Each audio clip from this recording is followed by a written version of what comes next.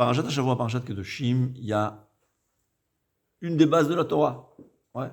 C'est écrit qu'il y avait un guerre, il est venu quelqu'un qui voulait instantané. Ah, c'est pas mal. C'est la première fois où les gens ils veulent guéroute instantanée.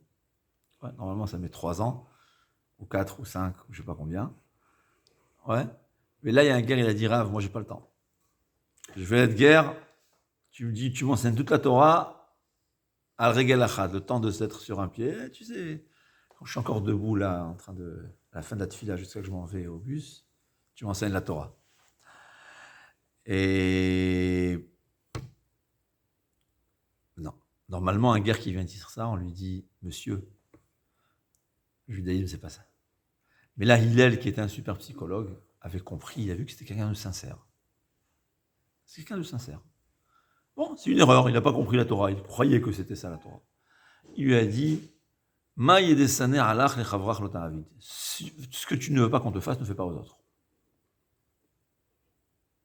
Au fait, où c'est écrit dans notre paracha? Dans notre paracha, c'est écrit, Ve'ahavta l'ere'acha kamocha, tu aimeras ton prochain comme toi-même. Et il y a aussi un interdit, lotisna et achicha bilvavera, tu ne haïras pas ton frère dans ton cœur. Ouais. Et qui dit d'ailleurs que l'interdit, si tu lui dis que tu le haïs, tu ne transgresses pas cet interdit. C'est-à-dire, quelqu'un qui n'aime, c'est-à-dire, l'obligation d'aimer son prochain, elle existe toujours. Mais l'interdit, le lave, de détester, il y a qui dit que c'est interdit seulement quand tu gardes dans ton cœur.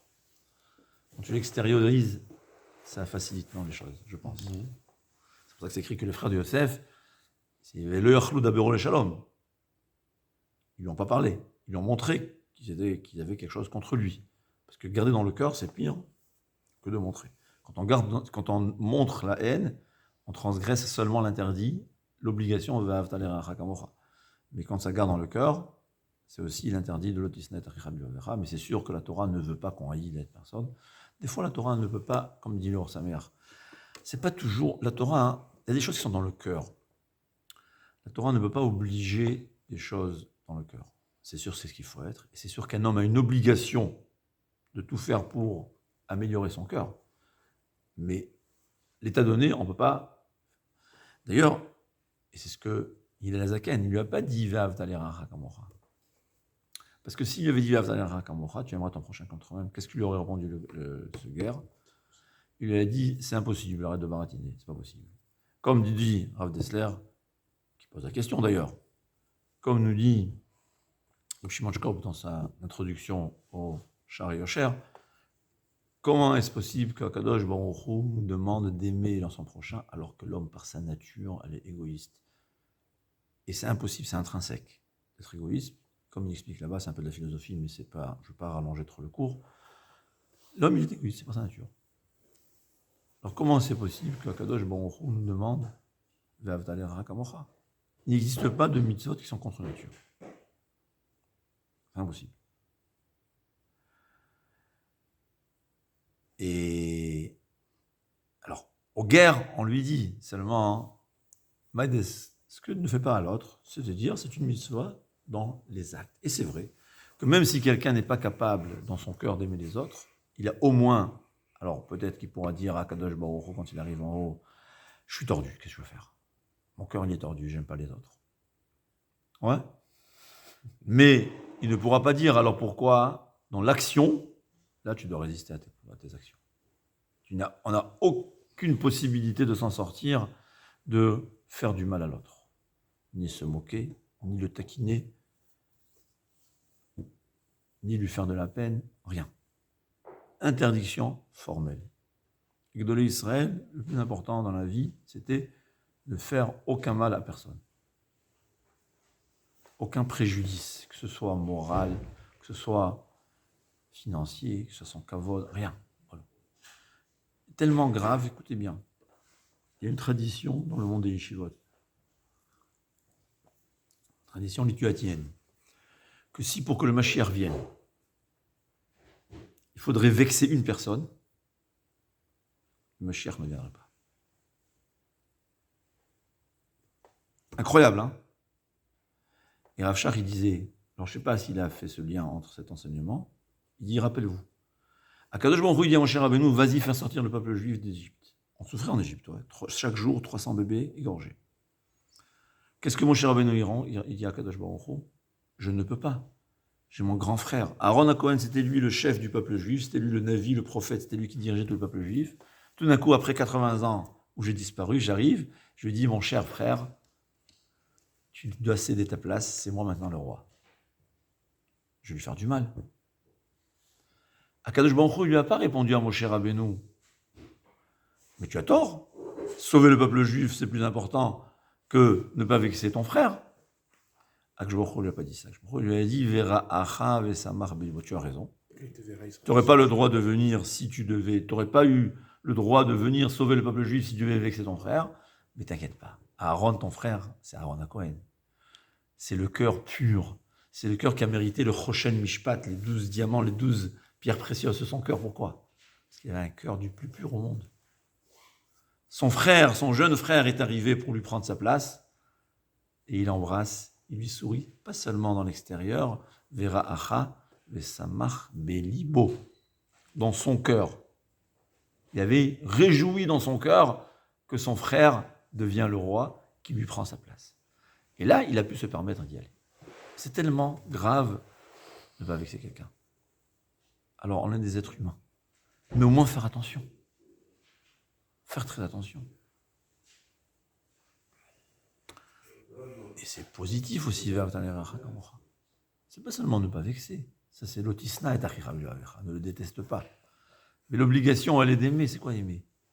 Tu vois quelqu'un de mauvaise humeur, le réjouir, le faire du bien aux autres. Être toujours, comme explique le Messiah Técharim. C'est ça la chassidoute. Être toujours à la recherche de faire du bien aux autres. On a vu les Gdolé Israël. Et c'est quoi l'obligation de Avnal Eracha Kamocha? Dit le Rachaim Akadosh. Ça fait peur, hein? C'est le Rachaim, je vous dis. Lotisna et achira bilvavecha. Si tu n'aimes pas ton prochain comme tu aimes ton frère, tu as déjà transgressé l'interdit de ne pas l'haïr. On est obligé d'aimer son prochain comme on aime ses frères. Alors tu me diras, il y a des gens qui n'aiment pas ses frères. Alors là, c'est du domaine de la psychiatrie. Ouais. Ceux qui, comme disait Ravorizor, toujours, pour les jeunes là qui dévient un peu des chemins, il dit, on ne peut pas exiger à quelqu'un d'être un bon juif avant d'être un bon homme, un être humain. Quelqu'un qui se dispute avec ses frères, caparat avonot, ceux qui suivent avec leurs parents, caparat avonot, ou avec leurs enfants, dans la famille, c'est la base qu'on ne se dispute pas. Alors des fois des accrochages, mais un accrochage, c'est pas une raison de se disputer ou de se haïr ou de ne pas se parler. Mais là, on n'est pas dans le... Je ne suis pas psychiatre, je ne parle pas de ça, ni psychologue clinique. On parle des gens normaux, ils aiment leurs frères. Ouais, entre frères, on ne se dispute pas. Et il nous dit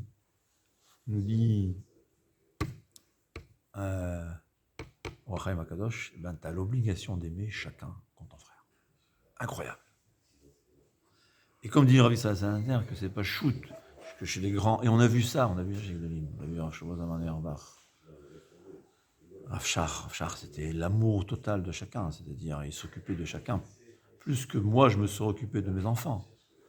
J'ai mon Rav Libaor Finkel, c'était comme ça, c'était l'amour de l'autre, comme dit Rabbi Salassaner. Un Rav, un Adam Gadol, il aime n'importe qui, comme il aime ses enfants. Exactement. Alors c'est un peu plus que le Rachaim Akadosh, parce que le Rachaim Akadosh dit comme ton frère.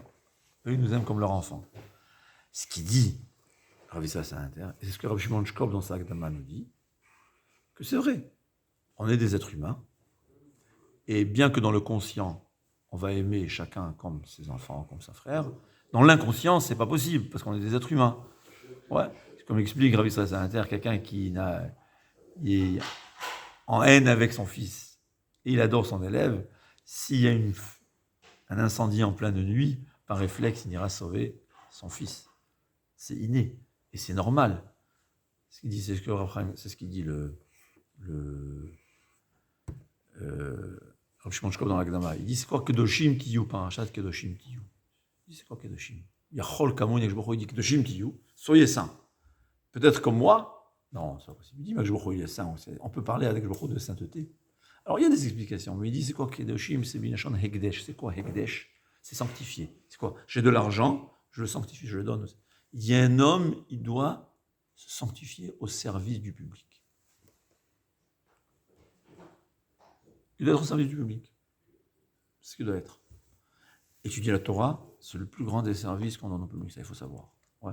Il y a des gens qui sont apicorsim, qui n'ont pas un lem chelek dans la Haba, comme la Gemara dans Sanhedrin, je répète la Gemara, qui disent Maïa Hanoulan Rabanan, à quoi nous sert le Tamid Rachamim, un Avrer Kolel, les Didoutanou, c'est lui, il a son Olam Haba, mais il ne pense pas aux autres. Non. Talmud Torah Keneget Kulam, l'étude de la Torah de chaque Avrer, ça aide à tout le monde, spirituellement et matériellement. Plus, s'il y avait plus d'Avrechim, il y aurait plus de Teshuvah dans le monde, il y aurait plus de bonté dans le monde, il y aurait moins de maladies. C'est évident, c'est notre croyance, c'est ce que la Torah nous enseigne. C'est sûr qu'il faut être aussi un peu de chesed, c'est ce que Rav Shimon Shkop a dit, un homme doit donner un dixième de son temps, même un avrer, un dixième de son temps aux autres. Et Rav Shimon Shkop, c'est la raison pour laquelle j'ai écrit mon livre. Parce que pour lui, c'est une perte de temps d'écrire le livre, parce qu'il connaissait déjà. Il a écrit le livre pour nous. Il dit un homme doit donner un dixième, même un avrer, donner un dixième de son temps au service des autres. Au service de sa femme, des fois aussi, c'est un service. Ouais.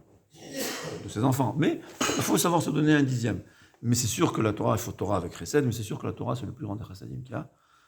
Donc, s'il dit Hekdesh, Kedoshim, Tiyu, c'est dans le sens, les Hakdish, se sanctifier, Hekdesh, se sanctifier au service des autres.